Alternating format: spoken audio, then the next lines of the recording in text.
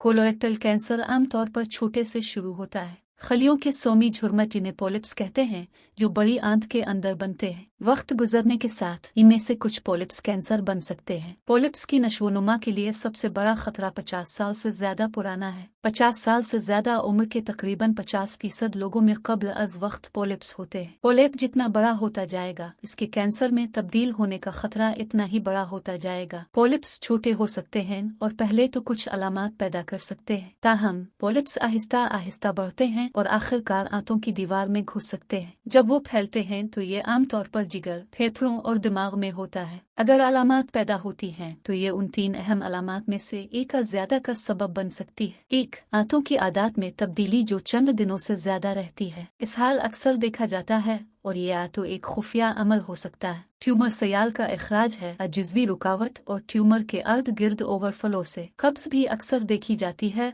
और आंतों में बढ़ती हुई रुकावट की वजह से होती है। 2. पाखाना में खून। पाखाना में खून मुख्तलिफ तरीकों से जाहिर हो सकता है और खून कैसा लगता है इससे आपके जिस्म में क्या हो रहा है इसका सुराग मिल सकता है। एक बालिग के निज़ाम इंहिज़ाम, ग़िज़ाई नाली, मैदा और आंतों समेत 30 फुट तक लंबा हो सकता है और आपके पाखाने में खून उसके किसी भी हिस्से से आ सकता है। खून की ज़ाहिरी शक्ल और मिकदार की अच्छी वजाहत आपके डॉक्टर को मसला की शनाख्त में मदद मिल सकती है। अगर जब आप मसा करते हैं तो टिश्यू पर सिर्फ खून होता है लेकिन आपके पाखाने में नहीं, ये बवासीर होने का ज्यादा इम्कान है। बवासीर सूजी हुई रगें हैं और कर सकते हैं। जब आप पाखाना से गुजरते हैं तो आसानी से नुकसान पहुंच जाता है, जिससे थोड़ा सा खून बह जाता है। ये खून रोशन होगा, जिसका मतलब है कि खून ताज़ा है और बड़ी आंत में नीचे से खून बह रहा है।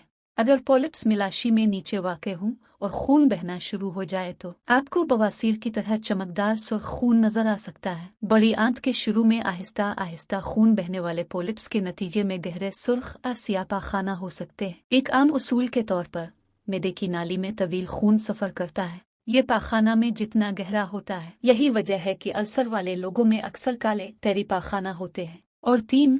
दर्द या पेट में दर्द। मरीज अक्सर आंतों की हरकत की मुसलसल ख्वाहिश की शिकायत करते हैं और एक होने से एहसास दूर नहीं होता। ये इस बात की निशानदेही कर सकता है कि ट्यूमर आंतों के मुकम्मल इनखला को रोक रहा है। एक ही मौजूदगी ट्यूमर पाखाना के बाकी रहने का गलत एहसास भी पैदा कर सकता है, चाहे आंत खाली हो। शुक्र है ये एक सुस्त रफ्तार अमल है। ये अंदाजा लगाया गया है कि पॉलिप्स के लिए तकरीबन 10 साल लगते हैं कैंसर का रुख इख्तियार करना। इससे हमें कोलोरेक्टल कैंसर से एक कदम आगे रहने का मौका मिलता है।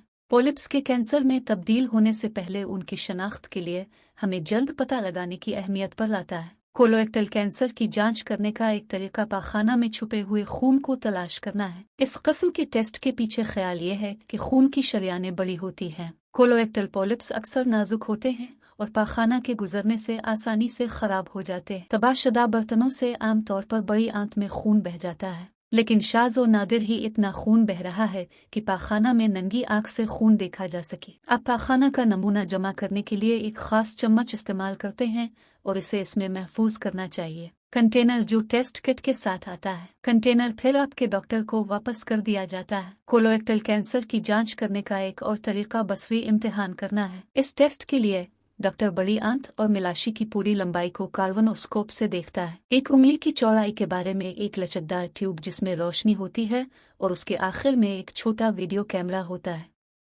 ये मिकत के जरिए और मिलाशी और बड़ी आंत में दाखिल किया जाता है। खुसूसी आलात को कार्बनोस्कोप के जरिए बापुसी तक मुंतकिल किया जा सकता है। आप किसी भी मशकूक नजर आने वाले इलाकों को हटा दें, जैसे जरूरत पड़ने पर पॉलिप्स। पाखाना पर मबनी टेस्ट आमतौर पर घर पर किए जाते हैं। बहुत सारे लोग उन्हें कॉलोनोस्कोपी जैसे टेस्टों से ज्यादा आसान समझते हैं, लेकिन यह टेस्ट हर साल करने की जरूरत है और अगर इनमें से किसी एक स्टूल टेस्ट का नतीजा है गैर मामूली, आपको अब भी एक कॉलोनोस्कोपी की जरूरत होगी इस बात का तयन करने के लिए कि आया आपको कैंसर है।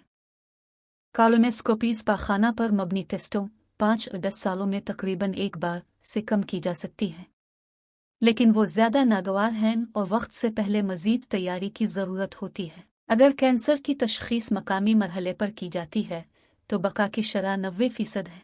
अगर कैंसर इलाकाई लिम्फ नोडस में फैल गया है तो 5 साला बका की शरह 70% है। اگر بڑی آنت کا کینسر جسم کے دور دراز حصوں میں پھیل گیا ہے تو 5 سال تک زندہ رہنے کی شرح صرف 12% ہے۔